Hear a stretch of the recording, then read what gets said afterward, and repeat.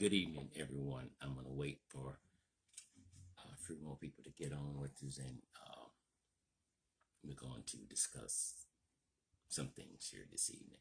I promise not to take too much of your time, maybe 30 or 40 minutes. So just give us a few minutes and we will get started. As always, I thank you all for tuning in to our live broadcast.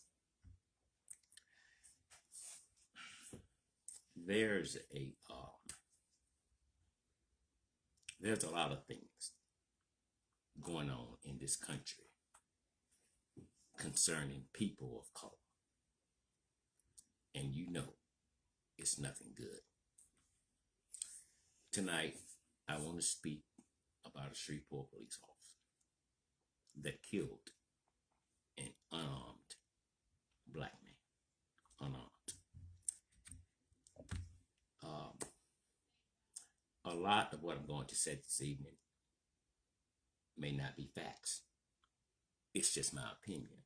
And when it's my opinion, I'm going to tell you that this is not a fact. This is just my opinion, and I'm not trying to pass my opinion off as a fact. Miss Smith, I love you so much. Thank you for tuning in with us tonight.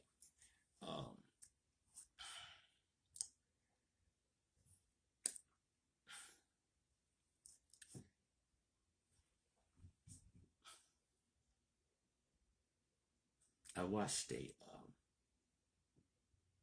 video earlier today. Tanya Fine sent it to me.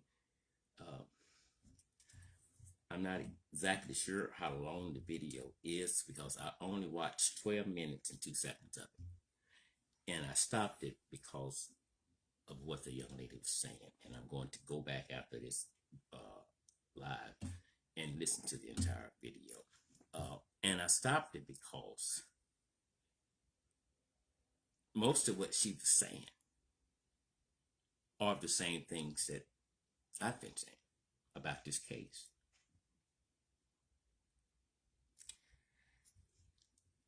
I'm going to say some things tonight. Some of you are going to be angry. And that's okay. That's okay. I'm not here this evening for you to agree with what I'm saying. I just wanted to come and speak out on the incident in Shreveport, Louisiana, involving police officer Alexander Tyler.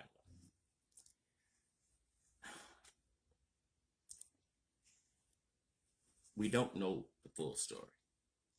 At least I don't. But here's what I do know. When you're dealing with an individual and there is a disagreement and things sometimes get out of hand, we should know by now not to call the police unless it's absolutely imperative that you call the police because your life is in danger. But when your life is not in danger and we call the police out, sometimes the individual that we're complaining about will wind up dead at the hands of a police officer.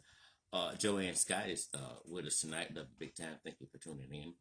So there was a brother in Bossier City, Louisiana, I think sometime last year, had some mental issues going on, and they called the police on him just to calm him down. They had been there before. They had him in the system. But at this particular time, I think one of the officers that showed up didn't know anything about his medical condition. Here's what you have to keep in mind when you call the police. Two things. The police are trained to kill, not wound. The police are trained to kill. Number two, you should have somebody in the family or a friend that you can call and say, come talk to, help calm him down. You have to have somebody in your family that individual will listen to. Calling the police, it's like calling the undertakers and tell them, stand by.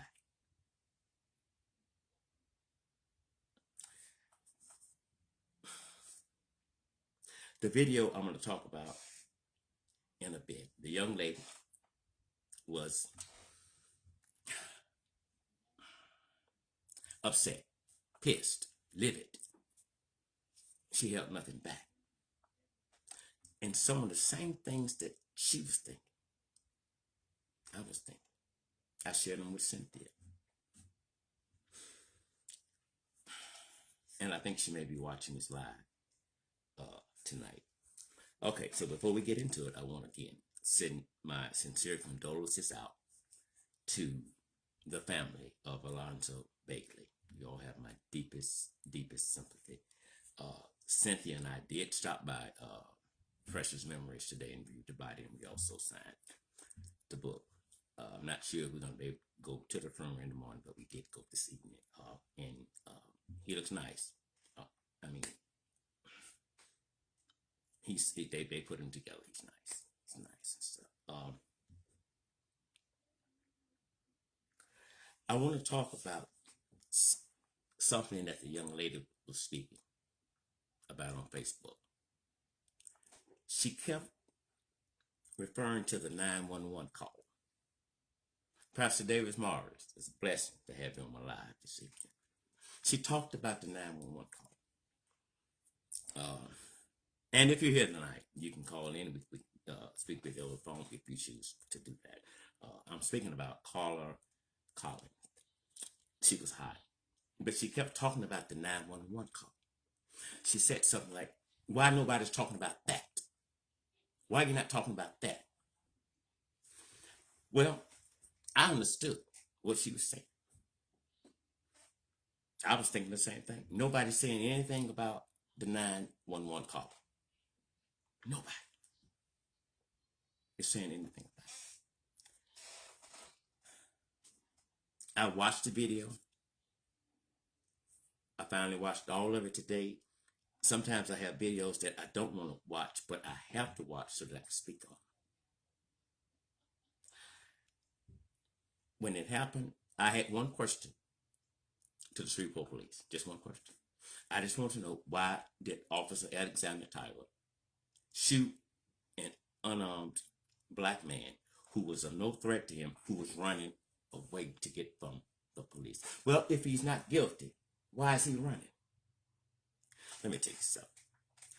Nobody in his or her right mind want to go to jail. Today, when you see a black man running from the law, you need to help him out if you can. It doesn't mean that that person has broken the law. And if they have broken the law, it does not give police officers a right to end your life because you're fleeing from me. Pastor Davis asked the same question. The 911 call is still bothering me. It's bothering me too. But I'm surprised that so many people pay attention to that. Because that right there, that set the stage for where we're going tonight. My opinion.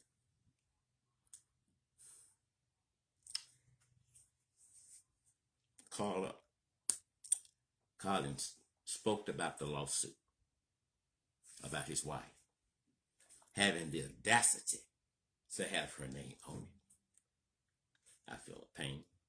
I agree with her.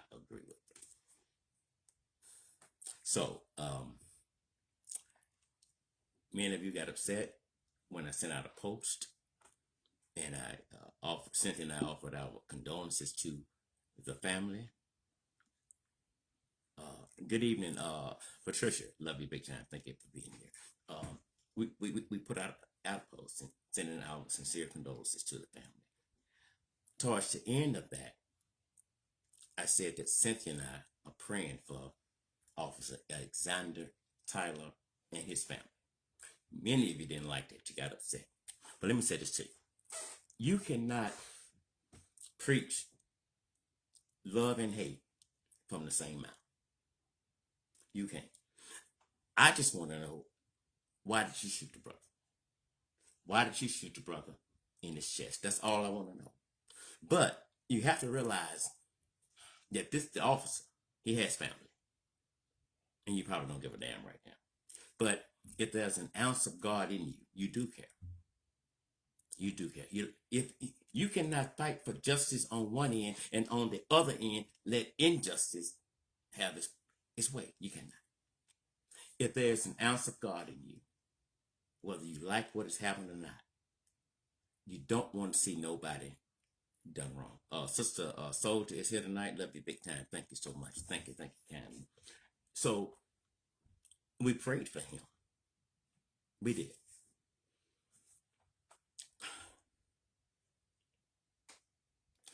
When the police knocked on the door,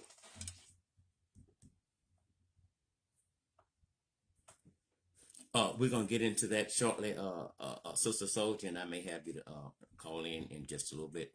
Don't go nowhere, please. When officers knocked on the door, Mr. Bagley answered that door.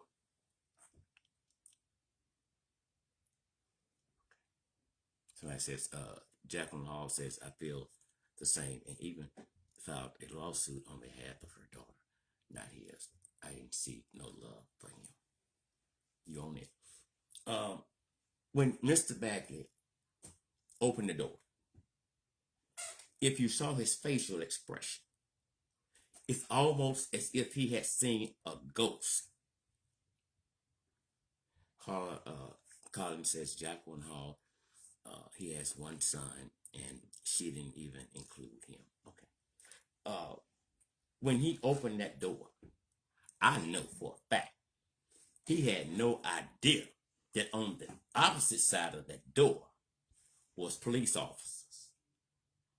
And he came with a drink in his hand.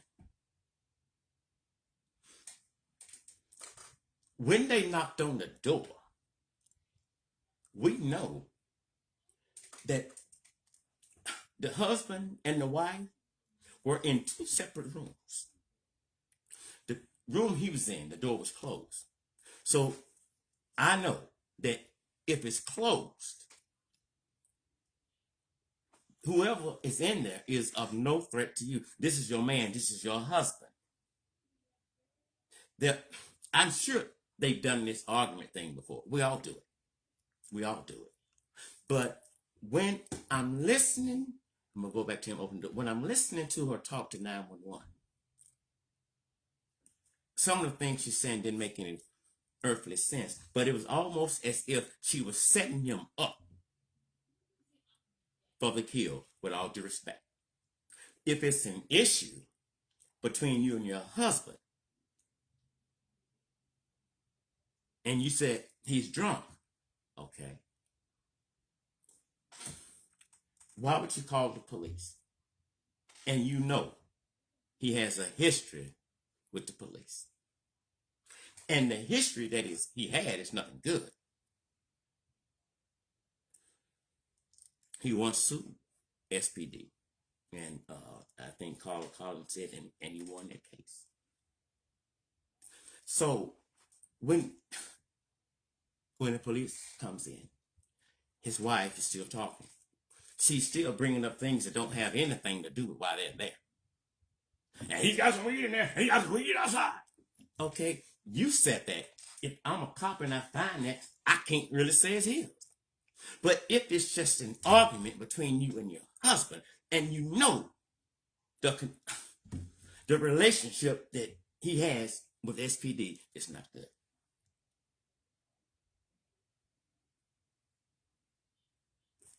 You talk it out. You deal with it. You don't call the police. And then when the police come, you're telling them things that it don't have anything to do with what's going on with you two. Nothing. Yeah, he's drinking, and he been to City Grove. That made no earthly damn sense. I don't care if he was on the Cooper Road. I don't care if he had shot 10 cops 2 weeks ago. I want to talk about why they should have been there. Now, this is what y'all not going to like.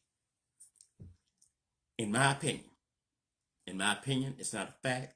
Good evening, Mary. Thank you so much for being with us tonight. My opinion, it's not a fact. It's just my opinion, and I'm not trying to pass it off as a fact. But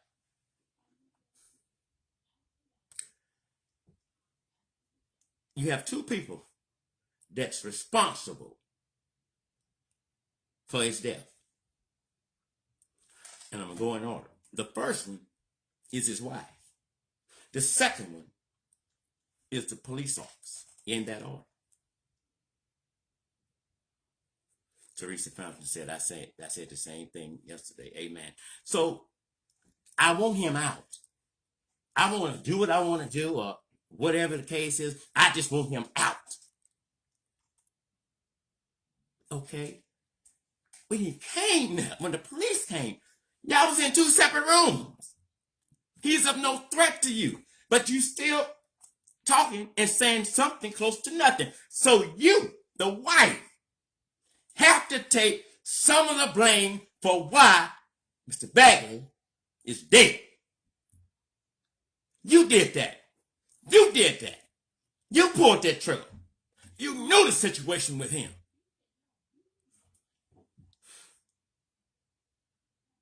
And I agree with Colin. You have the audacity to have your name on the lawsuit.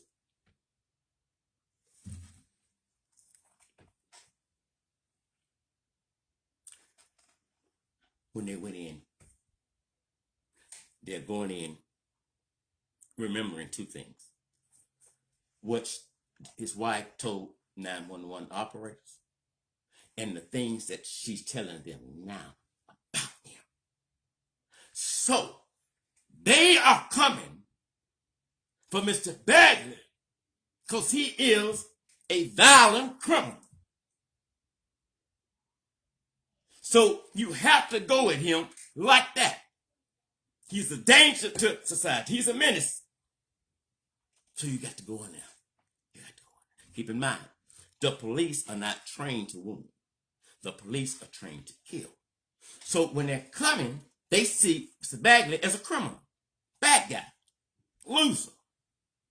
And he the soonest one. When you call 911, depending upon what kind of incident that that person has had with the police, when they get in their units and they pull his history up, everything's down. Everything's down. He jumps off the balcony and takes off running. He takes off running. He's running because he's scared. He's running because he don't want to go to jail. Had he committed a crime, I don't think he did. But he knew the outcome between him and the police. And you cannot love your husband and set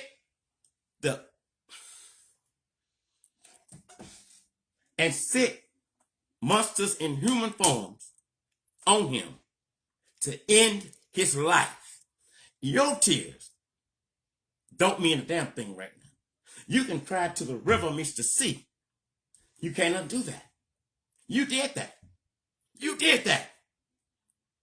Cynthia and I, we all, she'll get up, she'll leave. I'll go get a room, or I'll leave. And then we come back, and that's it. You got to be able to handle each other in the worst of times, when all hell is breaking loose in your life. You know, as a black woman, calling the police on a black man is a death sentence. And you enjoy doing that. He's got to do that. He got to do that. If I was telling Miss Williams today, if this individual was in my family that was killed by SPD, y'all may not like this, but that low down wench, that trifling wench, better not try to enter the funeral home. I don't know why you here, but I'm gonna drag you out in front of everybody. That's not your man. You killed your man. But your life and the child's life was in danger with a black man inside of a room and the door closed. And you sick the police on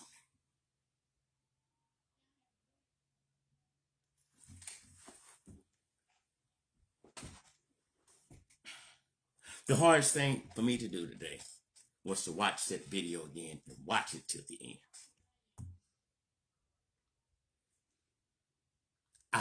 I felt so bad for the brother.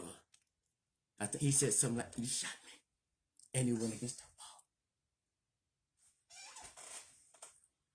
And I watched, he's crying. He said, he's crying. He's crying. Oh, I know he's in pain. Blood's going everywhere. A cop is saying, don't do this, don't do this. Open your eyes. Look at me, look at me. He was hollering so loud, I'm sure everybody in the apartments heard it. Do I think that he was genuine? I think it was. I think it was. I don't know why he shot him. I don't know. But I do want to know. But I also know this.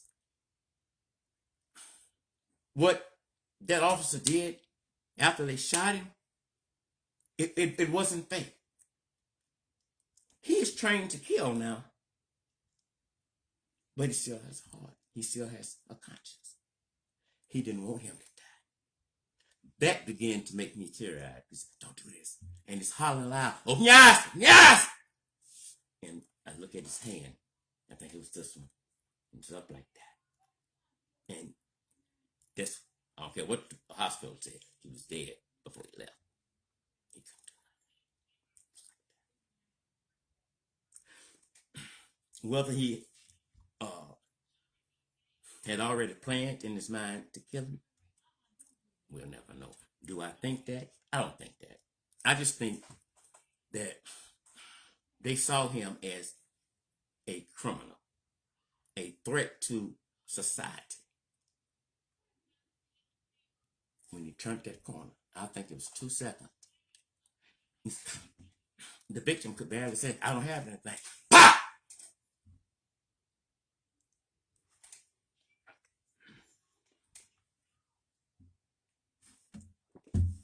I couldn't believe what I saw. I couldn't believe that lady. I should have liked that post. But we do need the uncut versions. I respect them for that. Don't sugarcoat nothing. Tell it like it is. I cried. I cried. I went back there 3 minutes later because I didn't hear Cynthia on the phone talking. I went back there. She had her head down and she was just looking at me.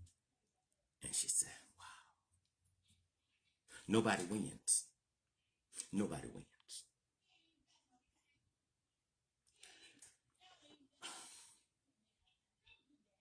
You see what they did to George Floyd.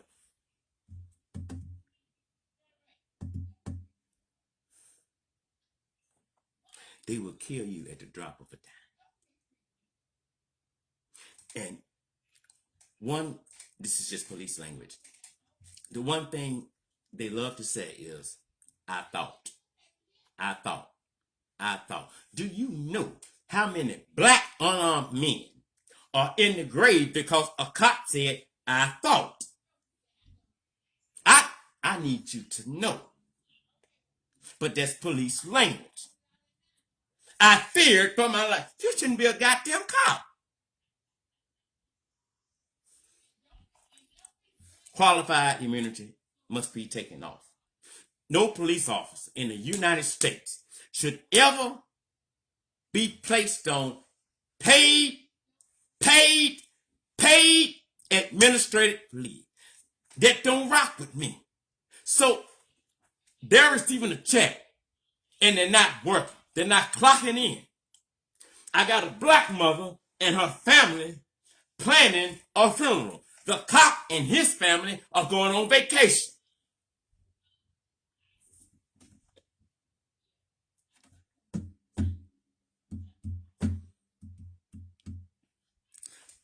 We can think anything we want to think in life. Anything. It's just not always good to say what we are thinking, because once you say something, you cannot unsay that. It's out. And his wife sealed his fate when she dialed 911. It was amazing how the police got there and he opened the door. But less than 5 minutes, he would be dead. He would be dead. I still want to know why the police officer shot him. I do. We need to know. I just don't think an officer should be given a bond when they are at the center of a homicide investigation. Lock them up. I don't expect for cops to become the criminals that they should be chasing. But when they do, we must treat them as such.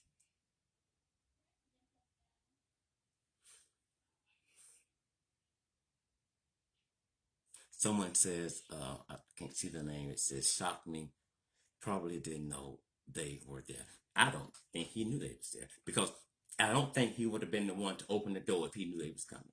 I also believe that if he knew they was coming, he would leave that apartment. He would. He drunk. He high.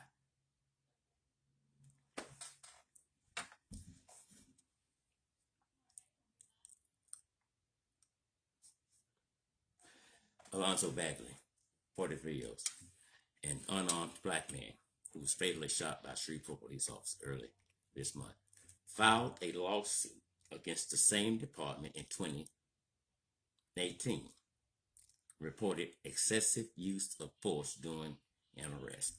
When this live is over, you can go on Injustice Investigation Facebook page and you can read the whole lawsuit. What brought the lawsuit on? So when you do that, the police don't like that. So you may not know it, you may not believe it. You're in their system, and there's a certain code by you that will tell them who you are and what you are. It will also tell them he fights for the police. It will also tell them that he filed a suit against us and he won. Or if he lost, but he filed a suit. So now the officer's coming, I got to be one up on him. I got to be one up on him.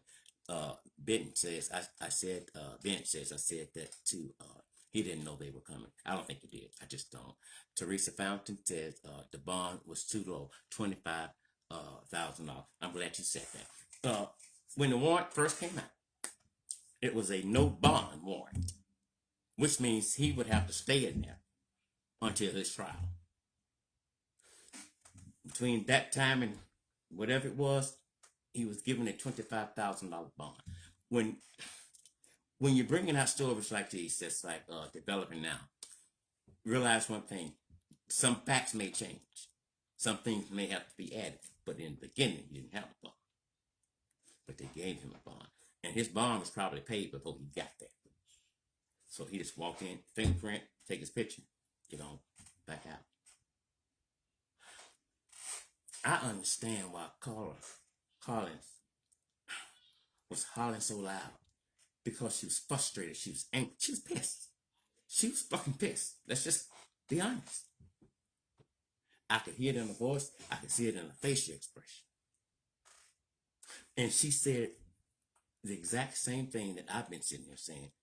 I said, you know, his wife killed him too. We all we got. We all got. Cynthia and I went to Drew's body earlier tonight, looking at him, put away nice. But what I was thinking when I'm looking at him, I'm like, last night the night before you was with us, and now you're gone. People, we have to be man enough and woman enough to sit down and discuss our issues with one another. You have to become emotionally intelligent to do this. But if both people are hollering, nobody's hearing nobody. You don't have to bring the white man into your mix. If y'all can make love together, you can come together and make sound decisions for one another. That's love. That's love right there. Love is not calling the police every time something goes wrong in the house. Okay. It almost makes you think, she trying to do something? Did she want him to go to jail? Was she cheating? It's not a fact. I'm just throwing something out there. But it just looks suspect to me.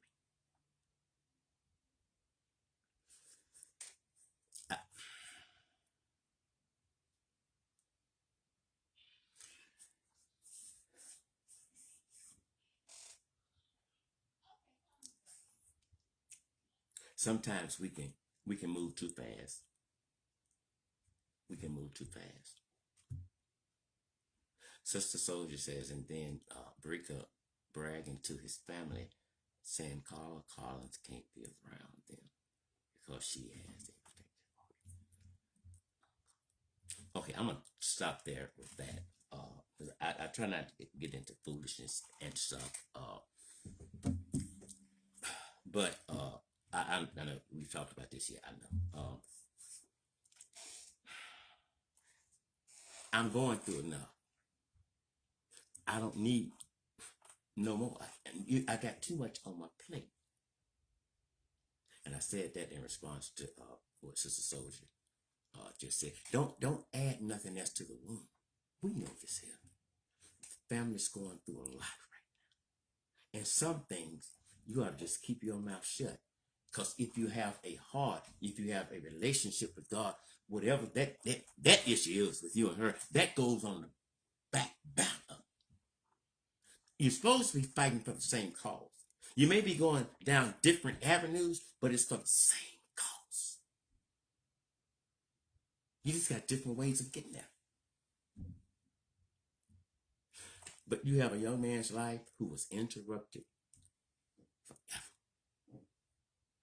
You can't say enough. I'm sorry. I don't want to hear it. That's going to anger me. I don't want to hear it. I don't want to hear it. Before we get out of here, let me say this. This has nothing to do with Alonzo. Nothing whatsoever. When they killed George Floyd,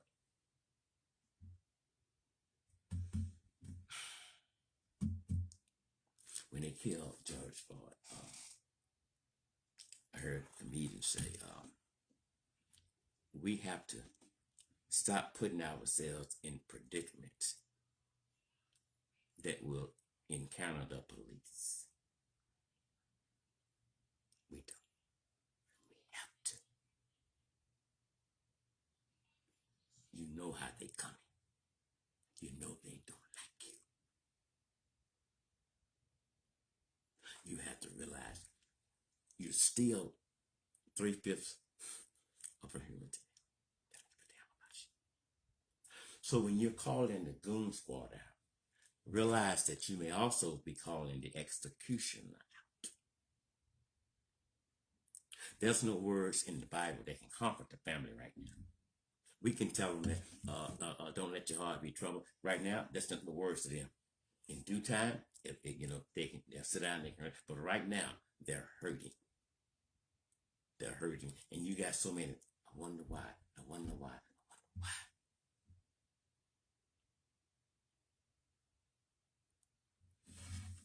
When we put ourselves in predicaments to encounter the police, we can say yes sir, no sir, yes ma'am, no ma'am. Black officer, white officer, male, female. Don't get down like that. That don't mean nothing to them. They will still execute you. They will still lie on you that it was a reason to kill them. And so all police officers do is they got, the word homicide, all right? You got homicide here. After they think they came up with something that will fool the people, now that you have homicide, they put a word in front of homicide. It says justifiable homicide. And that's a lie. Police language gets them off. Police language. If they are rookies, the veteran's going to tell them how to write up this report in the officer's favor. If they said the prosecutor, I don't know if I have enough evidence to prosecute, so I'm going to send it to a grand jury. Okay, that's wonderful. But I need to know what you're telling the grand jury, because 9 times out of 10, what the grand jury is getting ready to read is you putting the officer in the right and the brother in the wrong. There can not be any police reform in this country if the whole system is not reformed. It's a clique. It's a system.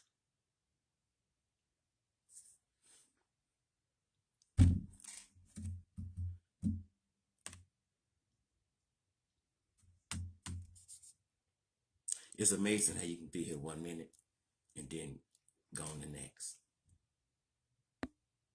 I never said the cop was innocent of anything or guilty of anything. Uh, I know what I think in my mind, but it doesn't matter if he tried to do it or it was an accident. It doesn't matter to the family because he's dead. He's dead. But I know what I saw. I know what I heard. And I swear to God, heaven backed me up. I cried for that brother and I cried for that officer. People get upset when I talk about the officer. If there's an ounce of God in you, you understand. But if not, I understand. What happened shouldn't have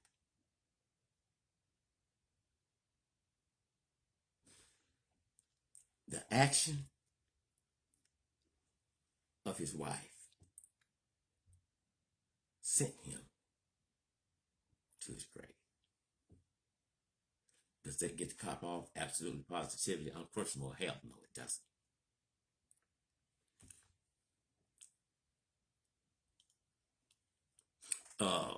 Pastor David says, who hired the police attorney? I have no earthly idea who did that. Carla Carlin says, I never said he wasn't guilty as well, but I was told by monitoring her, she was in some way removing blame from the officer, which is crazy to me. That's super stupid. That makes no earthly damn sense. Negligence is basically saying that it was an error on his part. It wasn't premeditated. He didn't think about it. It was against policy, what it did. So you got negligence and homicide. I just want to see the end. I want to see the end of this because I don't know how we can justify that. I don't know how we can. This man in two county, right before they meet, county when he's over. 2 seconds. Somebody said 4. I'm talking about 2 seconds. 2 seconds.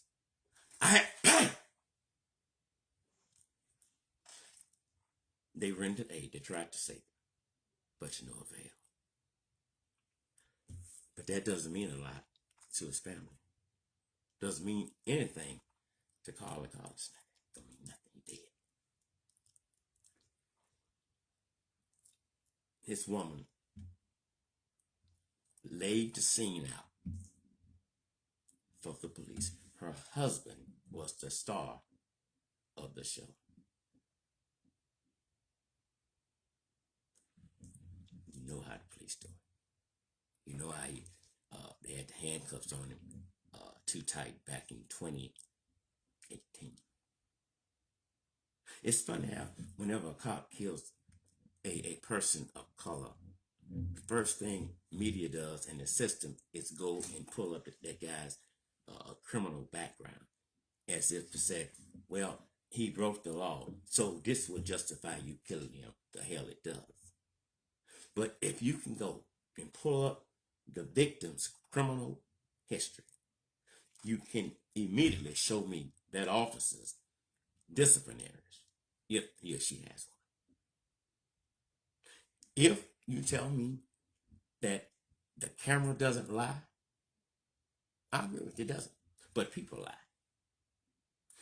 We hold the video for as long as we can. Well, why are you holding it? I'm trying to see how can we justify this unjustifiable situation to the public. Really? So you're still thinking about saving the officers. Damn the victim, right? Before we get out of here. When we talk about police reform in this country, blacks, you suck at it. You suck. You don't want it. You can't want it. Because when an issue like this happens, you'll come out there and go to Walmart, get a poster board, permanent black mark, no justice, no peace. For 3 weeks, you go back to normalcy. And you don't resurface until another unarmed black man has been killed by the hands of a crooked cop. This is an issue that must be addressed daily in the public. Zoom conference, something you have to keep this going. Don't wait until the next victim. Be genuine. Don't be a hypocrite. If the cameras are not there, the mics are not there, a lot of you, I'll forget it. But when you want that 5 or 10 minutes of fame, you see Reverend Al Sharpton or the activists, I say, here you come. All for show. That's another insult to the family because you out there bullshit. That's what you're doing. Black people, we must become proactive. Ain't a damn thing that can change a man or woman at the police academy. Because what we're dealing with is someone's mind. There's a battlefield in their mind. And when there's violence in the mind, there's going to be violence on the streets. We're talking about people who should be bringing peace to the street, but they come in with violence. And the first thing the police will do, somebody will come there and say, we don't mind y'all marching. We want to be peaceful. We will not tolerate violence. Do you fucking understand why we're here? And you say you would not tolerate violence. Tell your cops that shit first. That's what you do. You don't tell us how to respond to you kicking our ass or killing our loved ones. You don't do the goddamn shit. Don't tell us how to respond.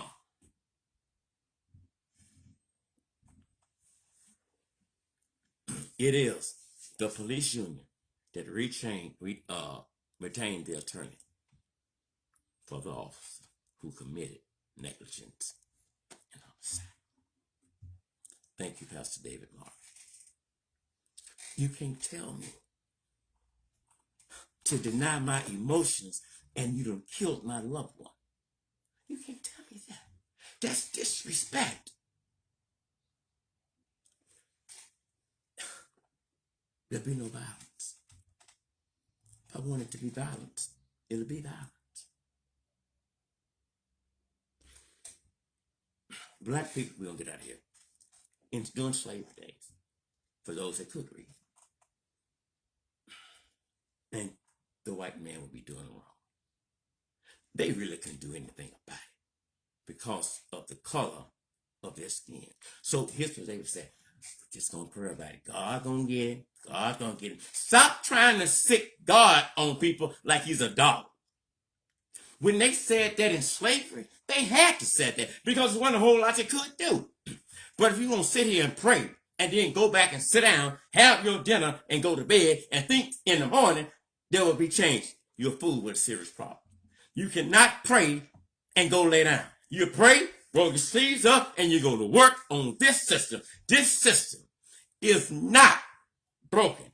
It was designed the way it is. It's just that simple.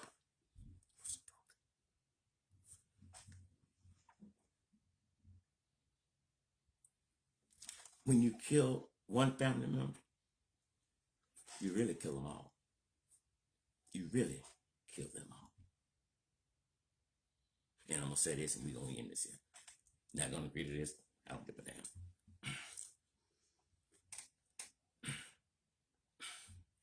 If a white cop kills somebody black, we're marching. If a cop kills somebody black, period, we're marching. We're calling Benjamin Crump. Reverend Al Sharpton. Everybody, come on. We got to stop. They can't keep killing us. And you got the child come up there with a thing says, I want to live. He's 8 years old. I want to live. Let me take you something. You need to tell your black people that he needs to live. If you don't come out and protest against blacks killing blacks, you part of the problem. But when somebody white do it, all hell gonna break loose. You're fake. You're a hypocrite. And you're active. You went from activist to active. If you love black people, make me know it. But we know you don't. And so that's why cops continue to knock us on our ass and treat us like we ain't shit. That's why they do it. If you don't give a damn about your loved ones, I can dog them out too. Y'all don't give a damn about nobody. Black Lives Matter. Bullshit. It doesn't. It doesn't. It only matters when the cameras are coming and it's a Caucasian that did the killing. You love your black people. Stop the drug dealer next door to you from putting a dangerous substance in the palm of your people's hand. Expose them. Expose the killers in Shreveport. Have them arrested. If you don't do that and you don't sound off about black on black crime, you're fake and you're fraud. Again, I send my sincere condolences out to the family. Cynthia and I continue to pray for them as well as the officer involved. Remember, I'm not always right and you are not always wrong. We'll see you tomorrow. And don't forget, I'm going to put the Cash App up. You know what to do. Y'all have a good night. Thank you.